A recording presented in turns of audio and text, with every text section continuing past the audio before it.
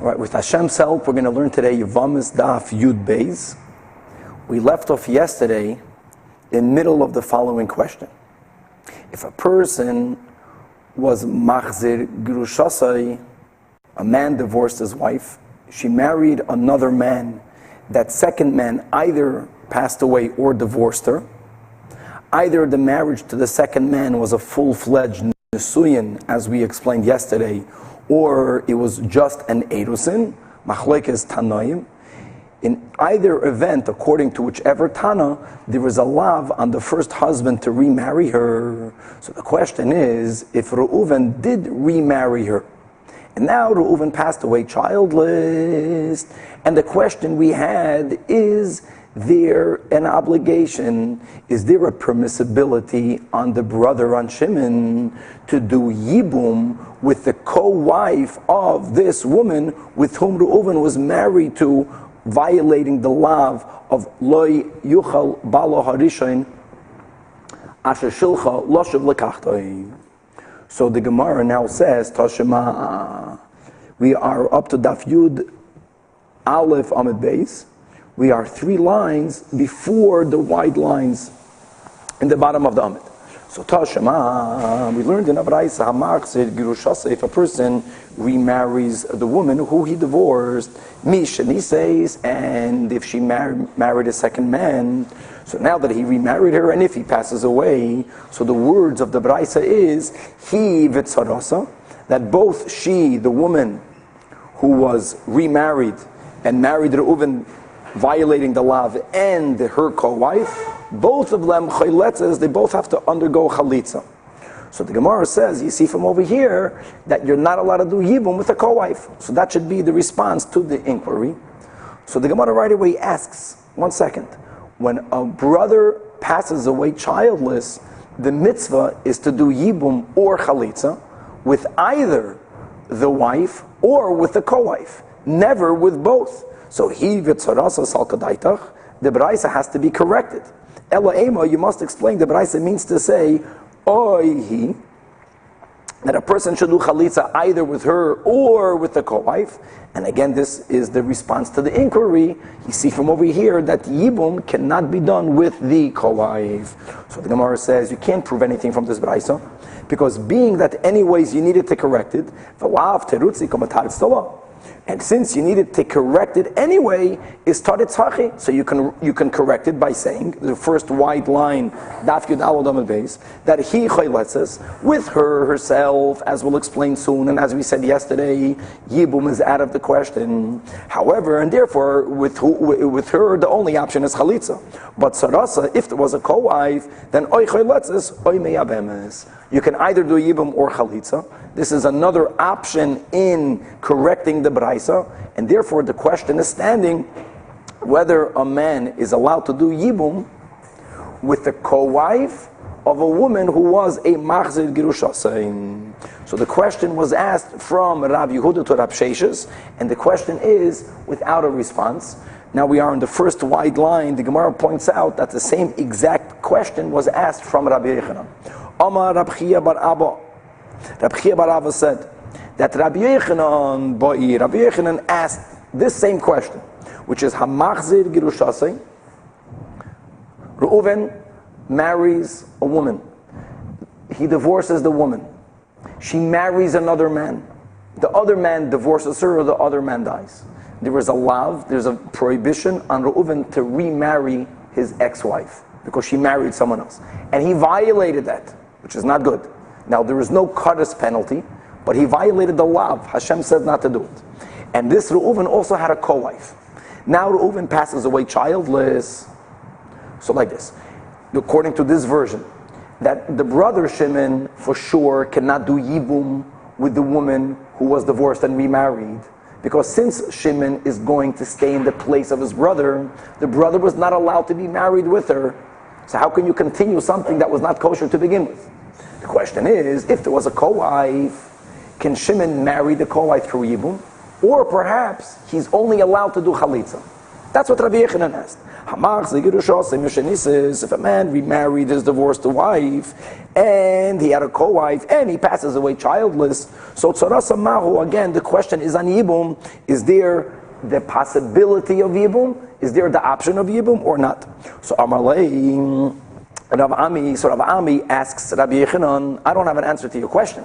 But what I will say is, why are you only asking regarding the co-wife? Why don't you ask if Shimon can do Yibum with her?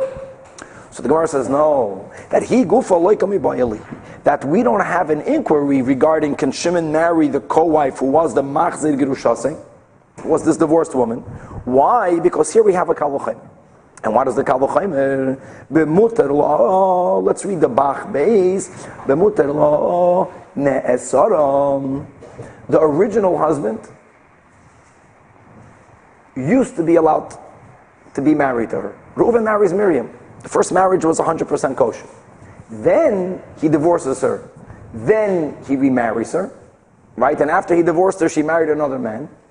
So now she became prohibited on him. But she started off as being a fully permissible wife.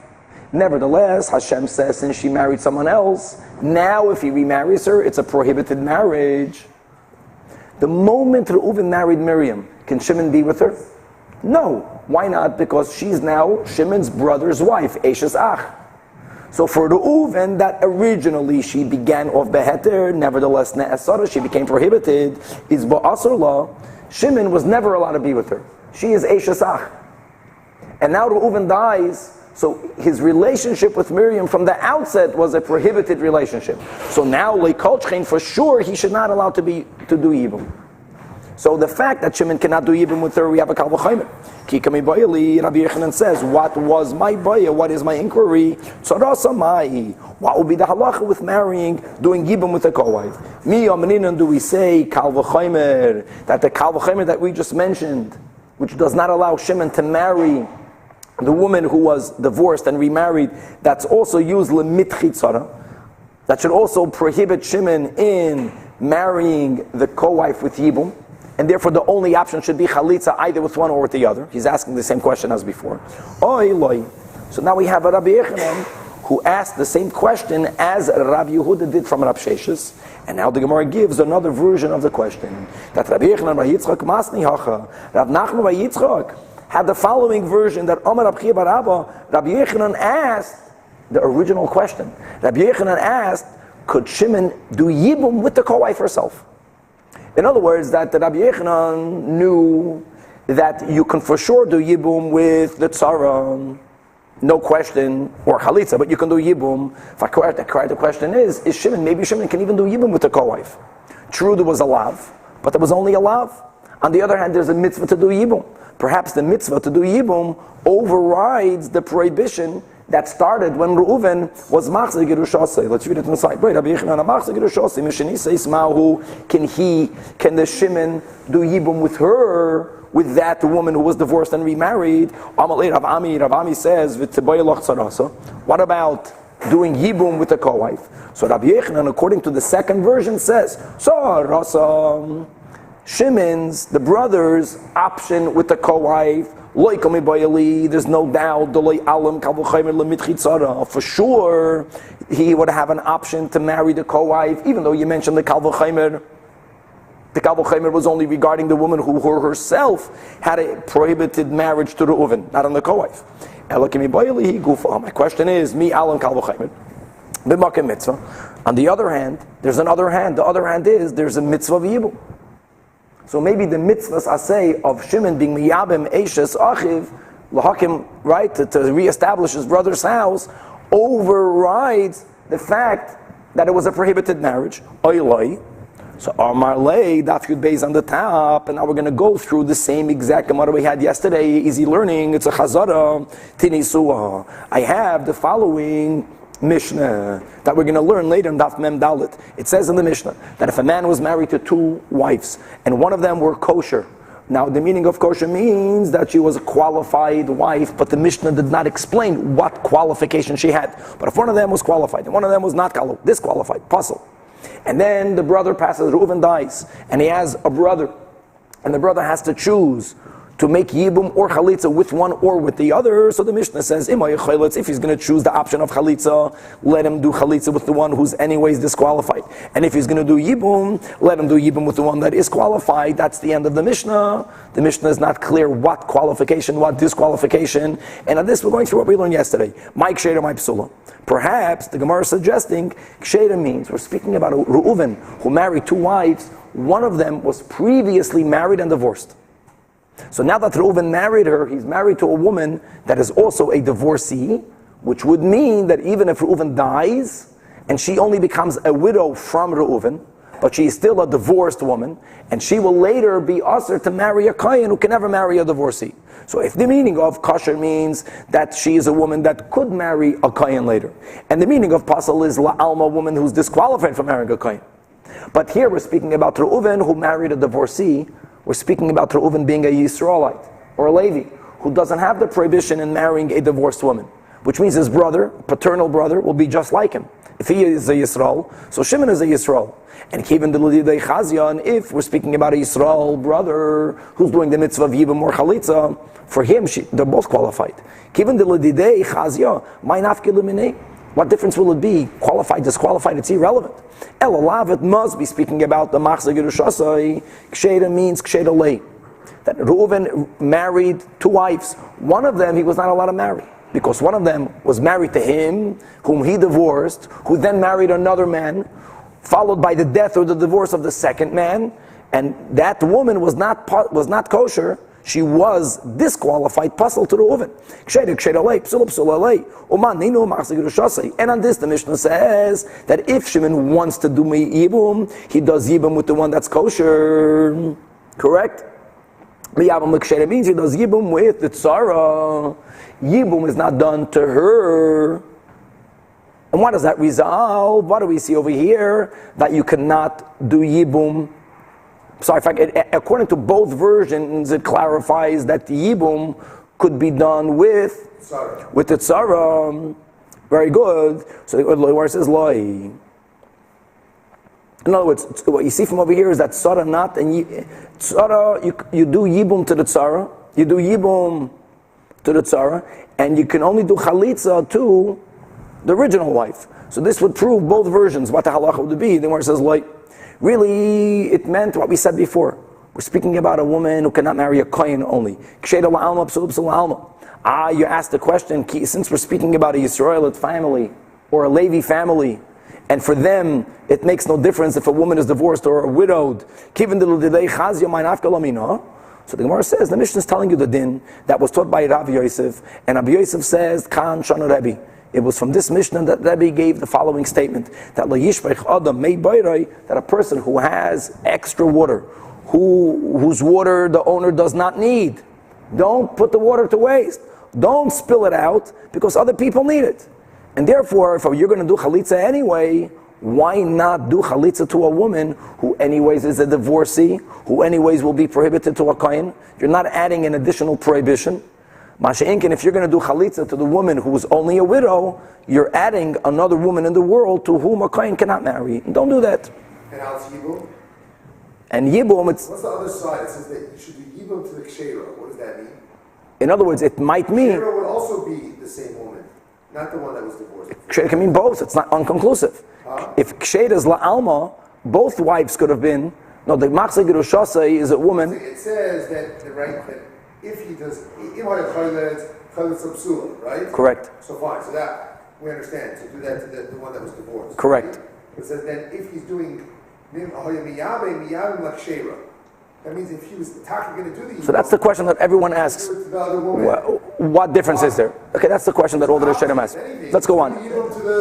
That's a question that everyone asks, but that's the way the Gemara is learning it right now. Right, Toshima. Next question. Says another proof. Again, the same brayso that we started today's share with. It says that if a man marries a woman that was divorced, and he's not allowed to do that, and then he dies, so the Mishnah says he vitzarasa chayletzes. That chalitza has to be done to her and to the co-wife. Again, why do we learn from over here that yibum is not allowed to be done? So the Gemara says, 1 second. You never do chalitza to both wives. He vitzarasa salkadaitach. Ella, you must correct, you must interpret the Braisa. Ema oihi oitzarasa. And what do you see from over here? That chalitza cannot be done, not with the chalitza has to be done both with the wife and with the co-wife. In other words, again, it answers both versions of the question. Yibum cannot be done not with the woman who was divorced, nor with the co-wife. So the Gemara says you can't prove anything from over here, because since are you not correcting it anyway? In other words, once you have to correct the Braisa, corrected that he chayletzes. However, tzerasa, perhaps you have an option of doing either Yibum or chalitza.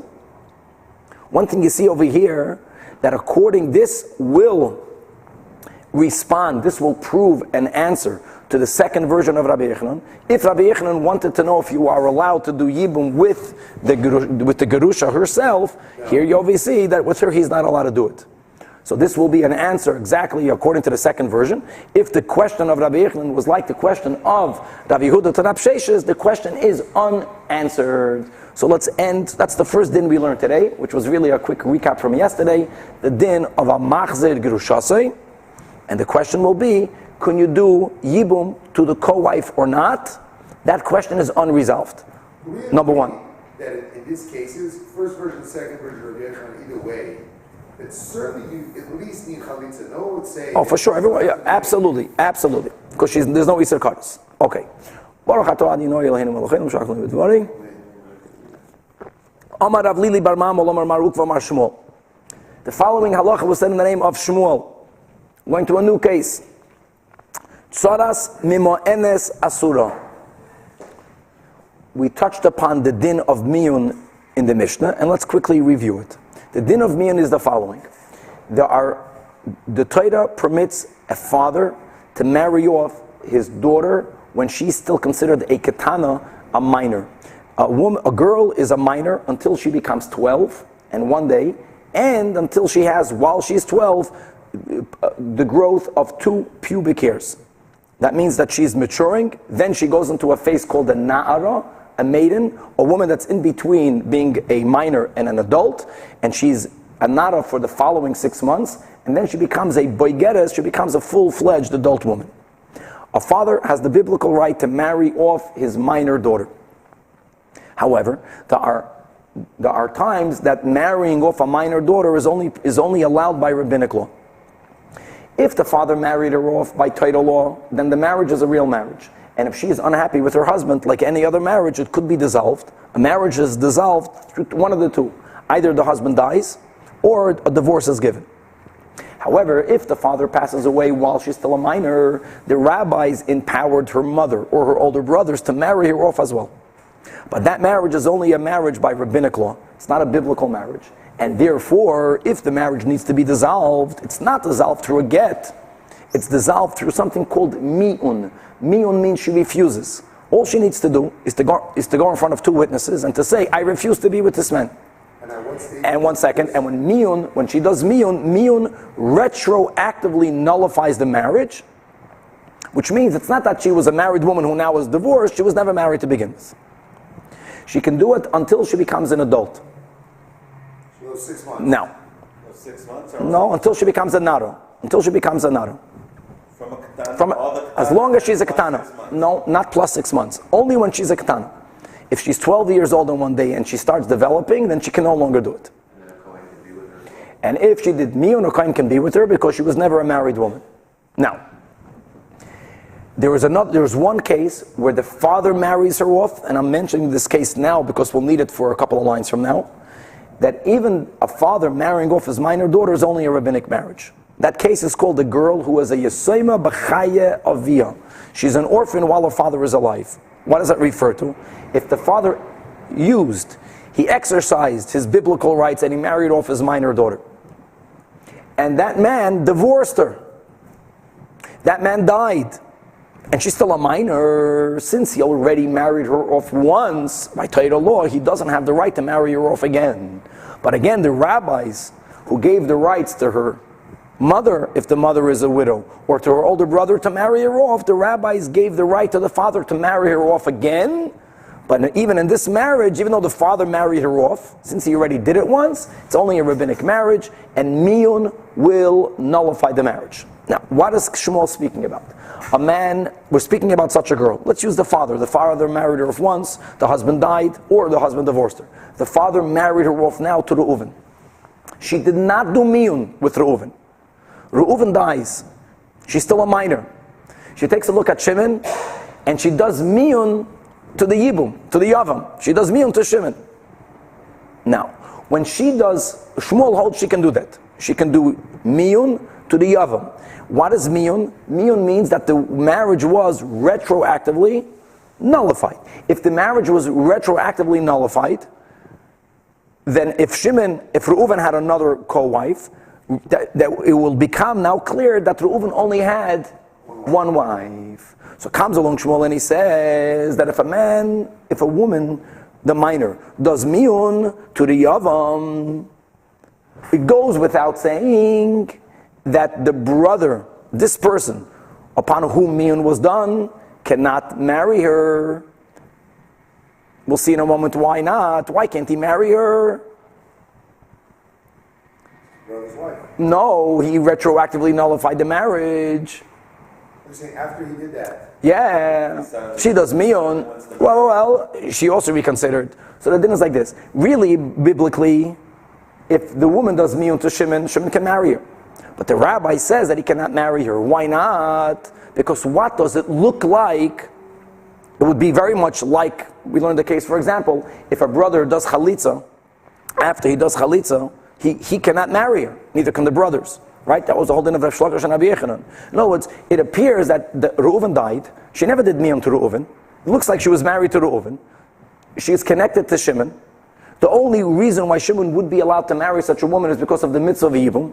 But since she did something, people don't know exactly how it happened, what it happened, and it appears like, okay, she did something. That something took away the connection. People don't know that it retroactively nullified the marriage. Well, if the connection of Zika was taken away, then l'chayre she goes back to being Eishes Ach. It looks that way. So the rabbi says that he cannot marry her. The brother that did miyun with her cannot marry her. However, if there are more than one brothers, the other brothers can marry her.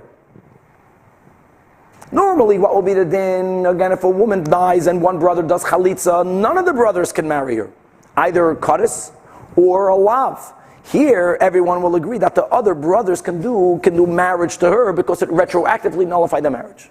So far, everyone is in agreement with that the one with whom miyun was done cannot marry her because of the smaras ayin. The other brothers can marry her.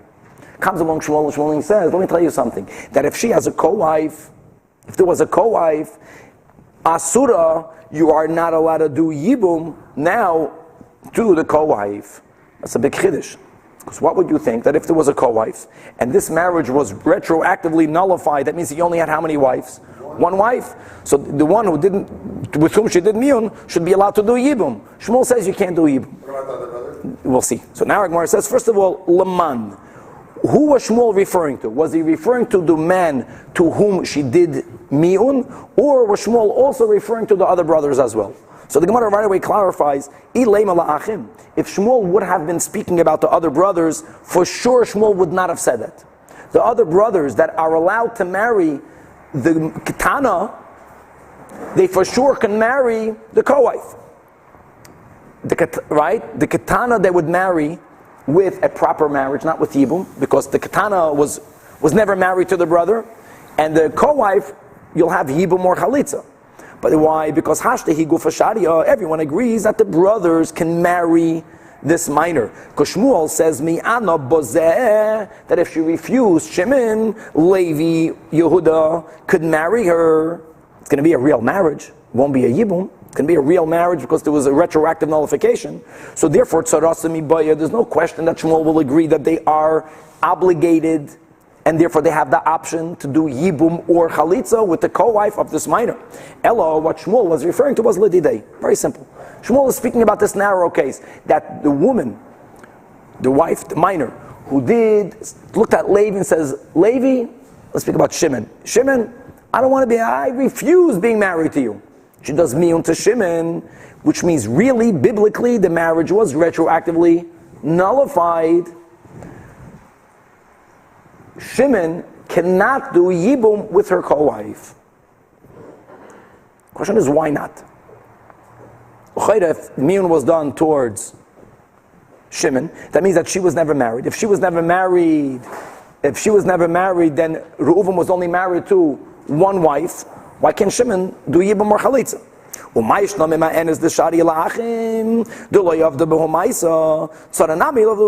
ask the Gemara, 1 second. The only reason why the din is that the brother to whom she refused cannot marry the Ketana is only because of a Marasayin issue, because she did something with him. People don't know what they did. People will think, 1 second, she was married, they did something. The normal rule is that if a woman who's a widow does something with one of the brothers, and that something is not marriage, what is the normal other something? Chalitza. After Chalitza is done, you can't marry her anymore. So it looks like something was done between them. People don't know that it retroactively nullified. So it makes sense why with that minor and the brother to whom she refused, they cannot marry.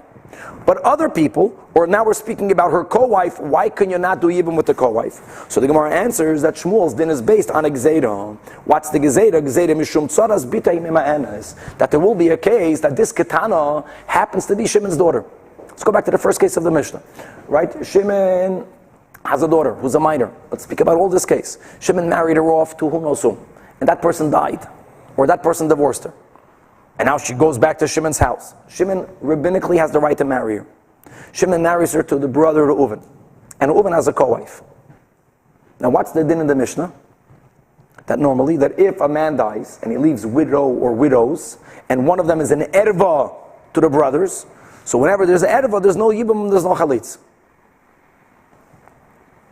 How is this case different? This case is different because if she does miyun, what does miyun do? It retroactively nullifies the marriage. So now it comes out that there was never a marriage to begin with. But this is a case where Shmuel doesn't want, there's a Gezerah de Rabbanan, for Shimon to go ahead and to marry, to do Yibum with the co-wife.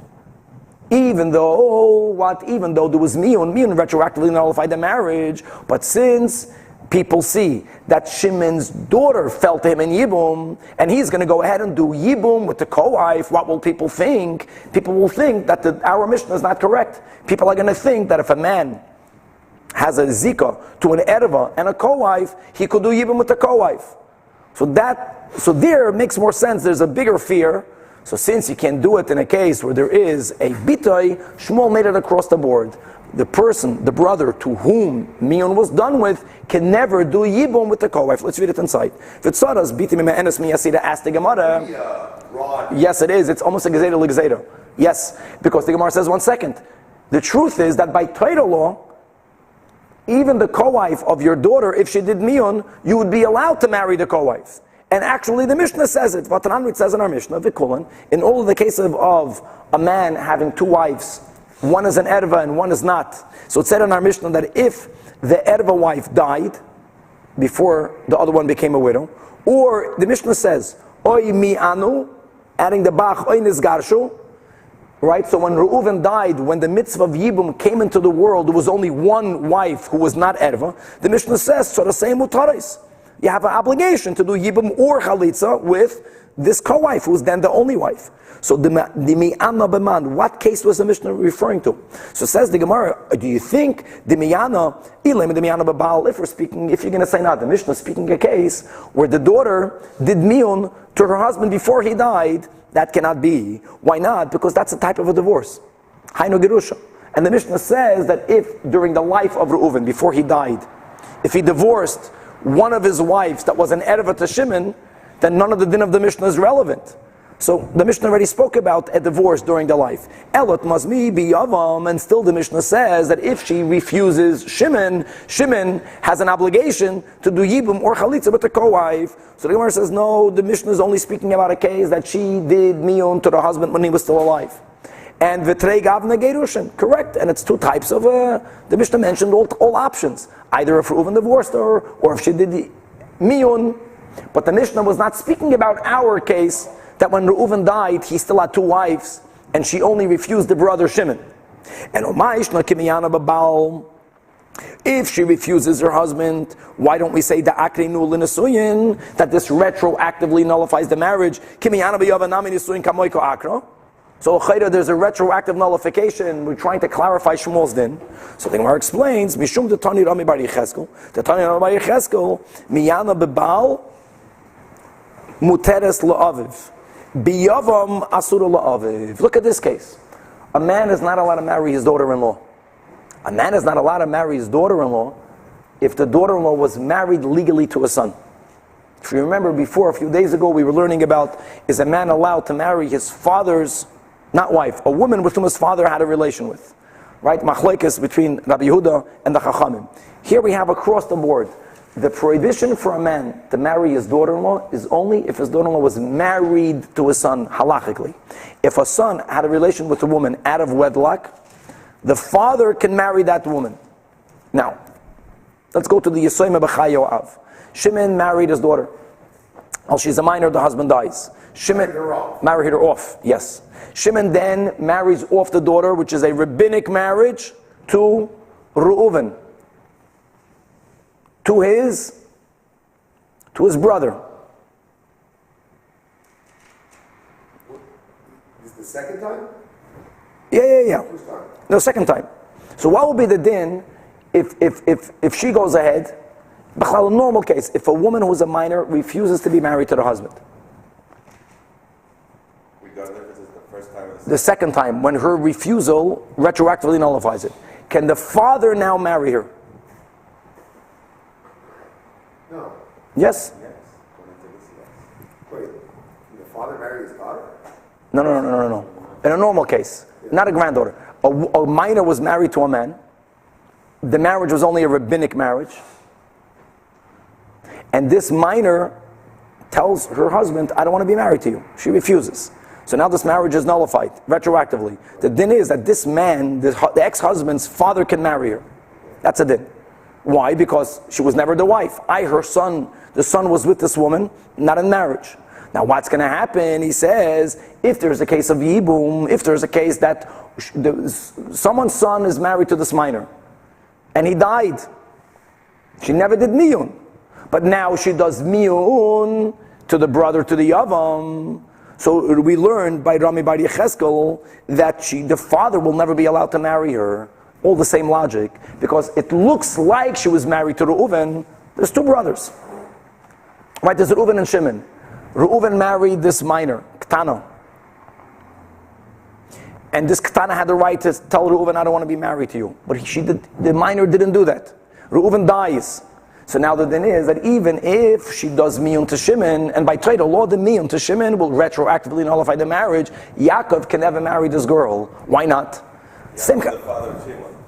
Of Reuven and Shimon. Same concept, because it doesn't look good. Because since while Reuven was still living, they were married the whole time, so it appears that he's marrying his daughter-in-law.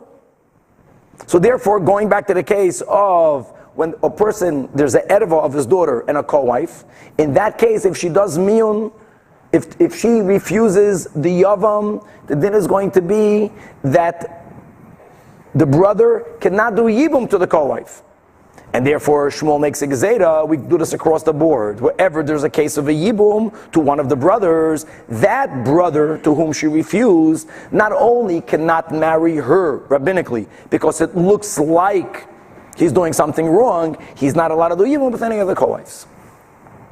Okay, so that's a chumrah of Shmuel. We'll see later on. That's the second din we're learning today, that we don't paskin like him. And now we're going to learn the third case. So it's only that brother. Only that brother. Another brother could. Not could. The other brothers could marry her, but they have to do yibum or chalitza with the co-wives. Good. Now, third case. Omar Ravasi says the following. Tzaras Eilinus. Again, we mentioned this in the Mishnah. There is a woman who was unable to have children, both because she did not mature as a woman, and she has certain simanim that makes her look like or sound like a man. We'll get to these simanim later on in the Gemara. As we'll clarify in a moment, if a man marries a woman while she's very young, and he did not know that she is an aylanist, that she's a barren woman, sometimes their marriage is retroactively nullified. A man can claim, mekachtos, I got something by mistake. On the other hand, as we'll see in a moment, if a man marries a woman and he knows she's an aylanus and he married her nonetheless, then the marriage is 100% kosher marriage. So we'll clarify soon what Rav Asi is talking about. But here we're speaking about that Reuven and Shimon. Reuven is married to an aylanus and a co-wife.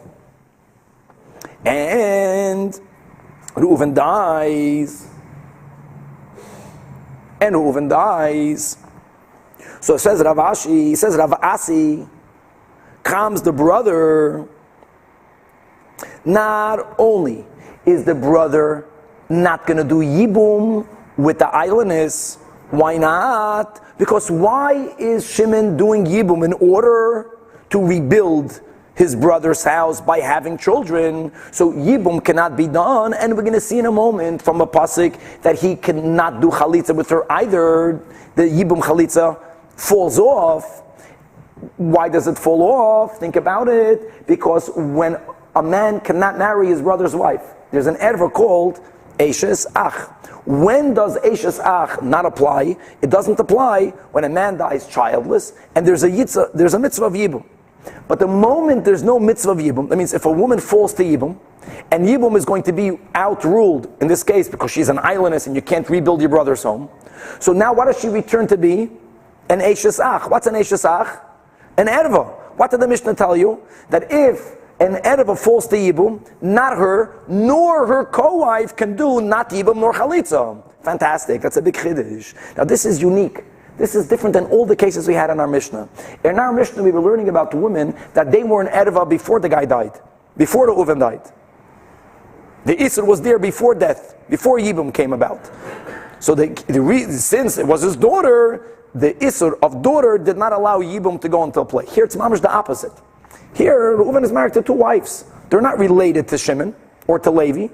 B'chlal not. But since she's an aylanus, but Eishes Ach is not relevant when there's a widow, when the Reuven dies without children. No, it's here, first Yibum comes up. And Yibum is outruled because of a Sidon. Once Yibum is outruled, now she becomes an erva. Okay. That would make a difference if he knew or he didn't know. We'll get to that in a moment. Oh, not true. Yeah, it will make a difference, and the Gemara is going to clarify that.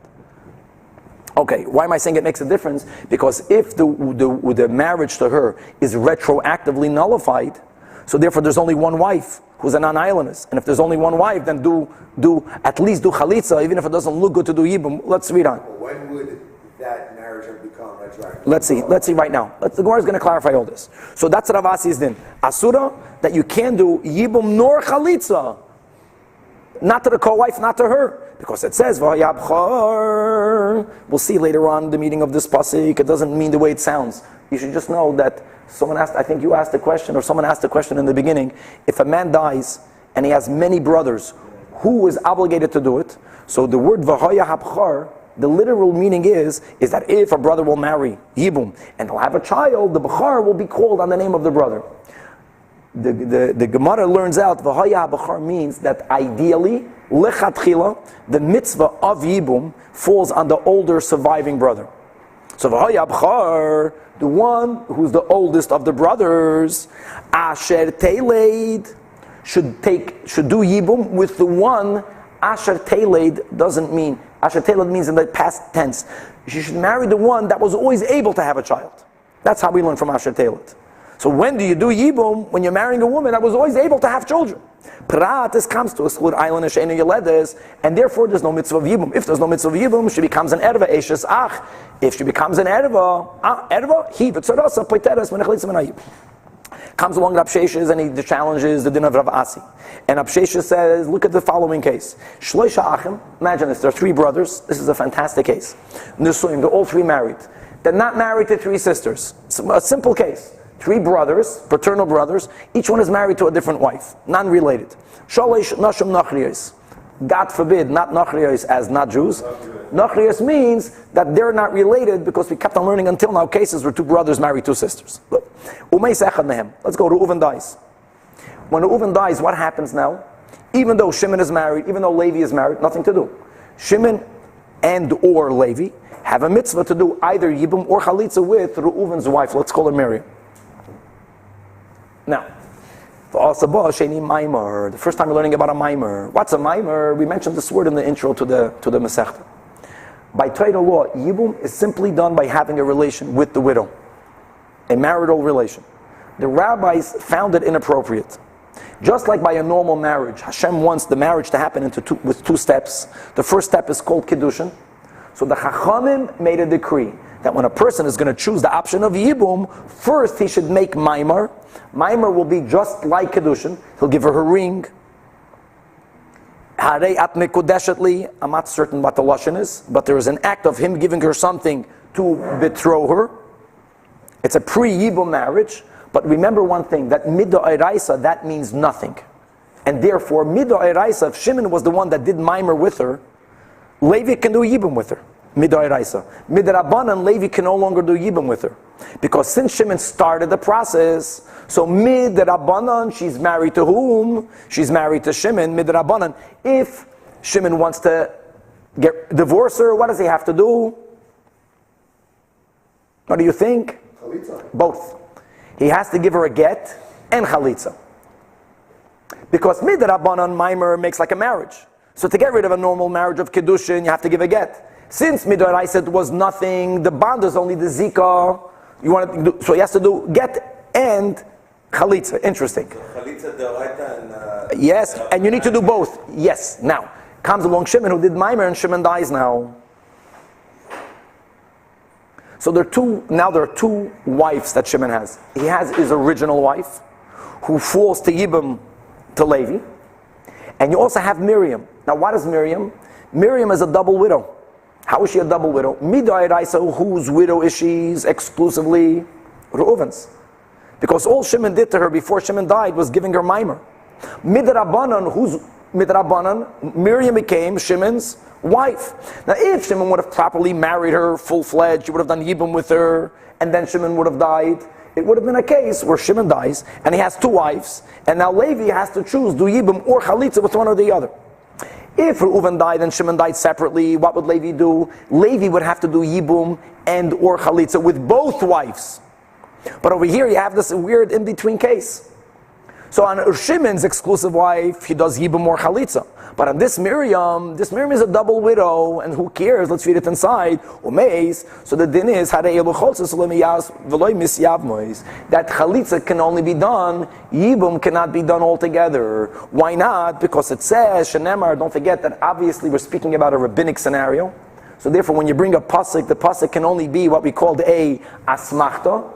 But nevertheless, what does it say in the pasuk? Umeis echad mihem, then yevama yava aleha. So we learn from this verse, Misha aleha zikas yavam echad, that when can the man do yibum? When the yibum is only, when this woman is only a widow, but v'lo zikas shnei yevamim, not a double widow.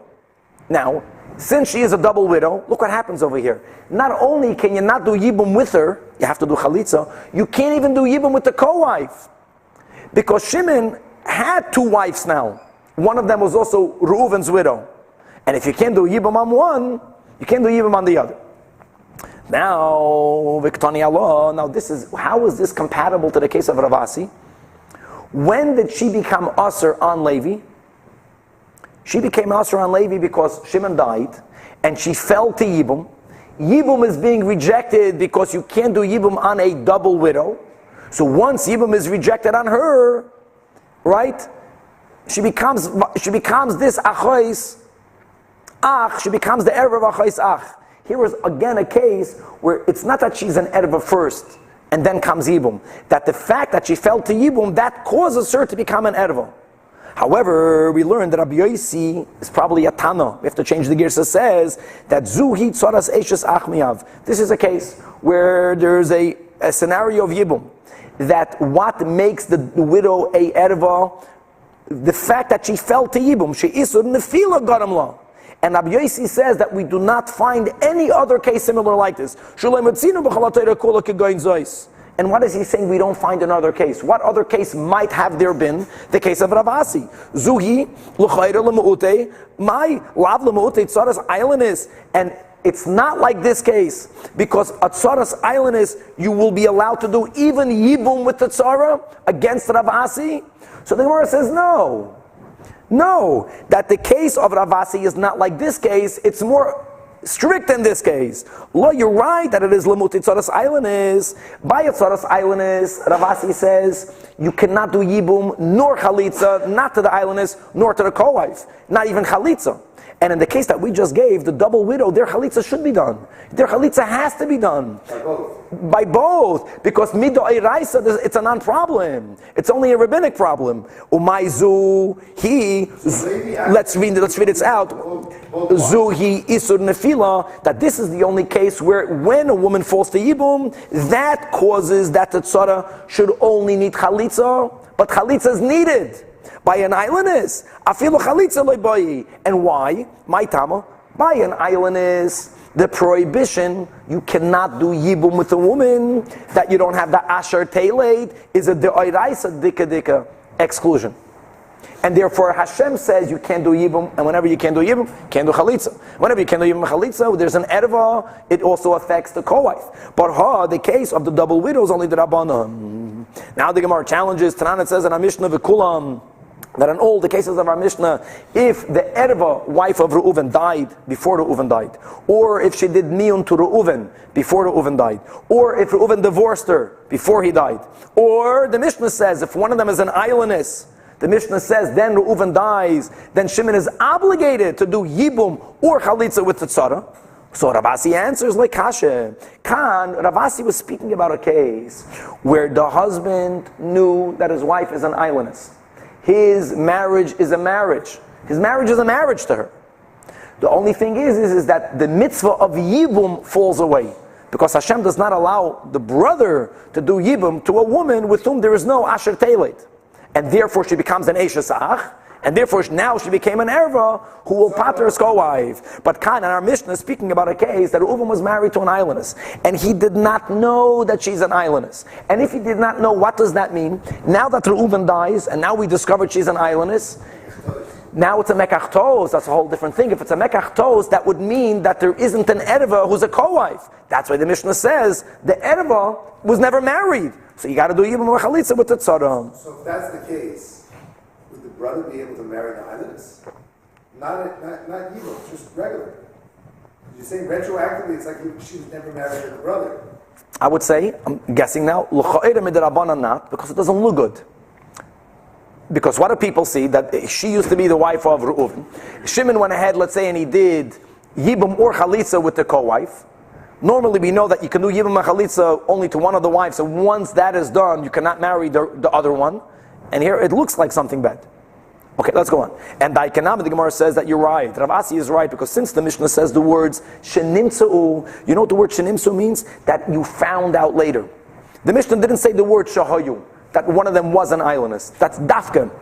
Shmamina, that Ravasi is right. So we learned today 3 halachas, right? We learned the halacha of machzir girushasei, that was unresolved. What can you do yibum to the co-wife? The second halacha was Shmuel. Shmuel says that the woman who did miyun to one of the brothers, the person to whom miyun was done with, he cannot do yibum with any of the co-wives. And the din of Ravasi, that Saras islandess midoraisa is exempt from yibum and chalitz. Comes along Rava, turning the page, that hilchas, what is the halacha? Not like Ravasi. Rava argues with Ravasi and he says, Saras islandess muteres. You're wrong. You could, again, when you say you could, you have to, yibum or chalitza with the co-wife of the islandess. And more than that, even afilu hikirba, in all cases.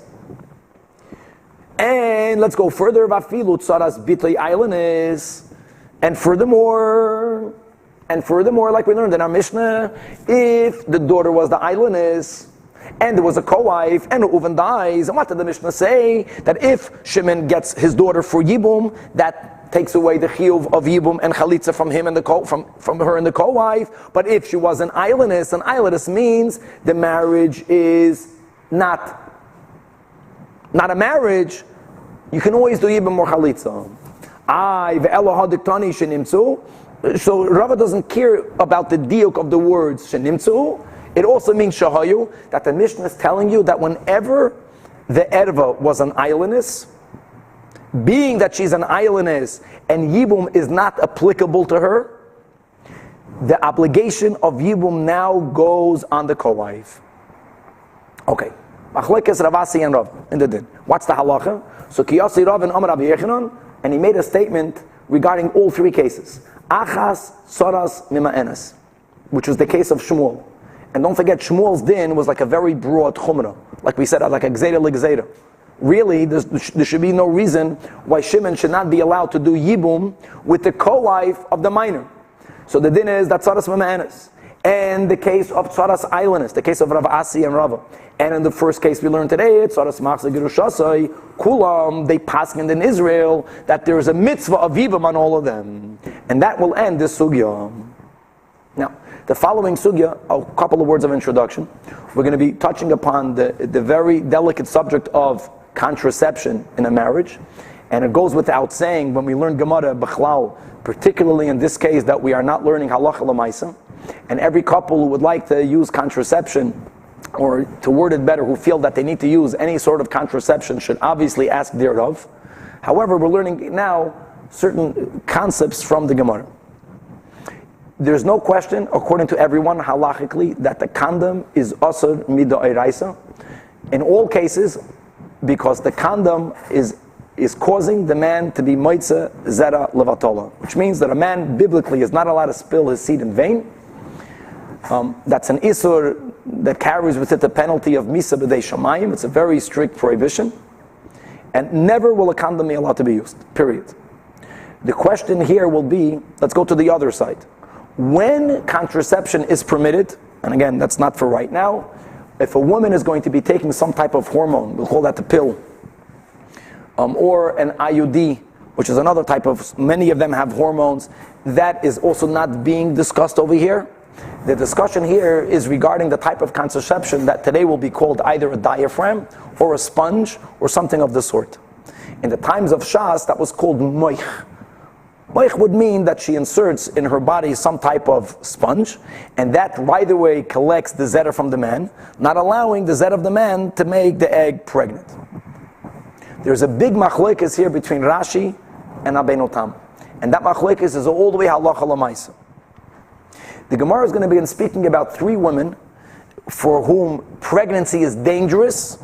Either it's dangerous for them, or it's dangerous, as we'll see in a moment, that when a woman, especially in the times of Chazal, if she got pregnant, she would lose her milk.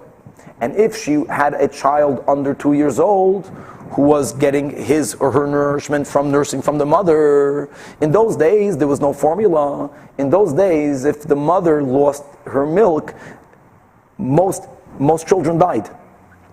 Imagine, because there was no food for them. So there was a fear, for example, that if a woman who just gave birth, if she were to get pregnant, the pregnancy can cause her living child to die. The other case will be, let's read it inside, says the Gemara, Tani Rabbi Rav Nachman Shalish Nashim, there are three women that are allowed to use a moich, that they are allowed to use a diaphragm or a sponge. One is a minor. We'll see later that a minor is a girl who, if she becomes pregnant, the pregnancy might kill her, because she's not old enough to carry a child. A me'oberes, a girl who's pregnant, we'll see, again, a machlekes and rishonim, what exactly was the fear with the pregnant woman. Umenika, a woman who's nursing. So the Gemara talks it out. Ktana, we are afraid that if she'll get pregnant, Shema tisaber v'Shema tamus, she might die. That word will be key to our sugya. Might will imply that she might survive the pregnancy. She could give birth, but she might not. Me'uberes, a woman who's pregnant, Shema tasa ubara sandal, that her already viable fetus will become a sandal. Machlekes over here. One opinion holds that there's a possibility that even while a woman is pregnant, if a husband has a relation with her and she's not using this type of contraception, she might become pregnant again. In other words, another egg can become fertilized, and the second baby might crush the first baby. Tosfos says that it's impossible for a woman who's already pregnant to become pregnant again. So the fear is that she might be pregnant with twins, and if she's pregnant with twins and there's no sponge, then the zera itself can damage the baby or the babies. And we'll leave it at that, and other rishonim that learn another way. And the third case is a woman who's nursing, that if a woman is nursing, if she gets pregnant, then she will lose her milk, or she might lose her milk, and if she loses her milk, Shema Tigmal Bana, her child will get weaned off, but he's not ready for that. He needs the mother's milk, and the child will die. Now, what's the machlekes Rashi and Tosfos? Rashi Rabbeinu Tam. In these scenarios, we're learning over here that a woman can use a diaphragm. Rashi says that she can use a diaphragm the way it's used today. Before the couple has a relation, she puts in the diaphragm, she puts in the sponge.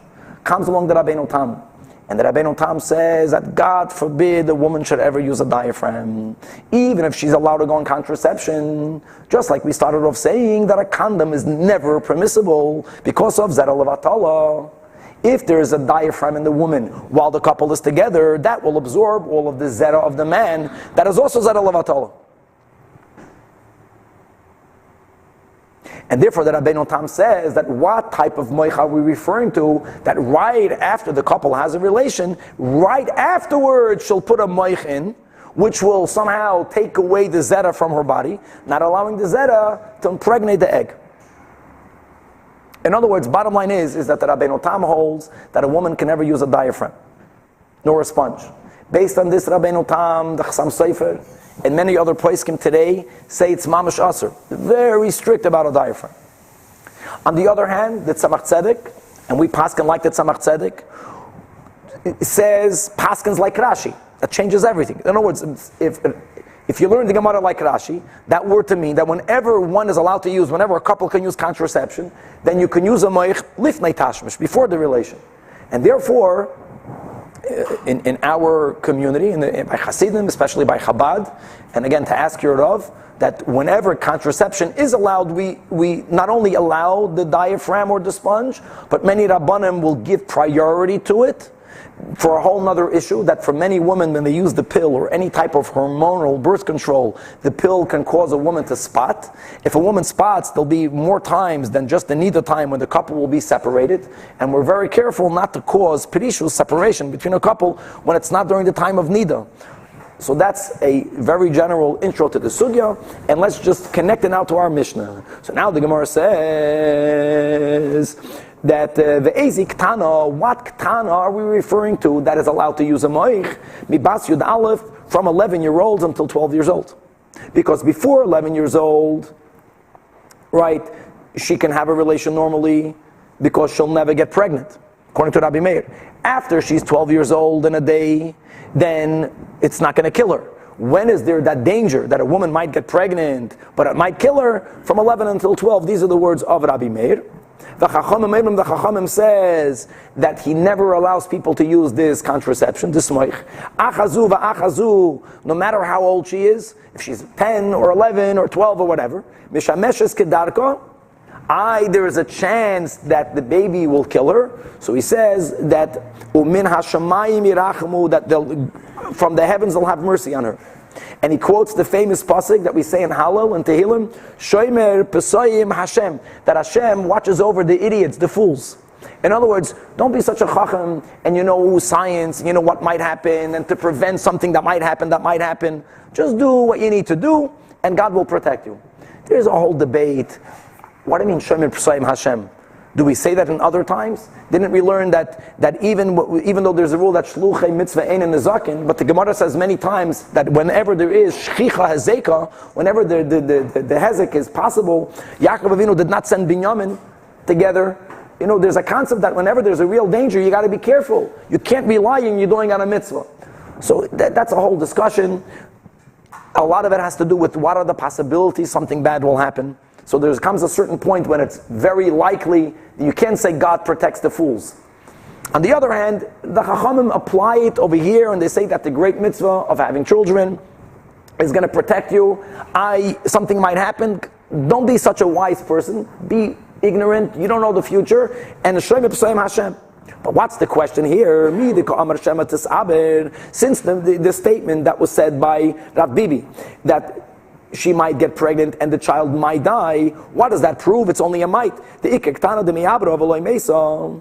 Im Kain, here's the question. Our Mishnah was saying that in all of the cases, we learned that if there was miyun, if there was If there was a divorce, in all those cases, the Mishnah says, then you have to do Yibum or Chalitza with the co-wife. And then the Mishnah says, Im kein motzinu chamaisim ima enes. Then the Mishnah itself said that whenever we're speaking about a case of a mother-in-law, the mother-in-law cannot apply to a marriage to a minor of miyun. Why not? There's a possibility of miyun and still a mother-in-law. What's that possibility? If we're saying that an 11-year-old can give birth, so there's a possibility that a man is married to an 11-year-old and she got pregnant, 11 years old, and she gave birth and she didn't die, and then the father married off that minor. So there is a mother-in-law involved over here, and the miyun can still happen. So when the Mishnah was speaking about the case of miyun, the Mishnah was speaking about a case of miyun.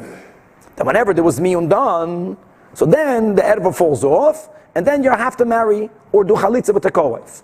But the Mishnah says that when can miyun fall off, it cannot apply to the case of a mother-in-law. The Mishnah said it. Because miyun means that there's a marriage to a minor. A minor cannot have a mother that can do miyun. The Gemara says, why not? You can have a minor that has a mother that can still do miyun. Miyun could be done until she becomes 12. If a girl is 11 and she gets pregnant, and we're saying now she could get pregnant and she could give birth, and she has a baby daughter, the father of that baby daughter can marry her off. So there's a possibility that a person is married to a minor whose mother is still a minor, whose mother can still do miyun. So there's the option of a case of miyun even by chamoisa, even by a mother-in-law. So the Gemara answers, and v'tanan we learned in our Mishnah, iyat yochalim b'chamoisa, ve'em chamoisa, ve'em chaviv, shem sa'azo shemiyanu. So the Gemara says, no. Ema, the wording over there was shema tasaber v'tamus. No. Not that she might get pregnant. The reason why a katana can use the moich is because if she'll get pregnant, she will die. A minor cannot give birth. The Amar Rabba bar Livoy gevul yeshla, that it's a clear-cut thing. Before 11 years old, she'll never get pregnant. However, Teich Zman Hazeh, a girl from 11 till 12, she will get pregnant and she will die and the fetus will die. For sure. La'achar Zman Hazeh, hi chayev u'ubra chayom. So we'll leave it off over here and Emetz Hashem to be continued.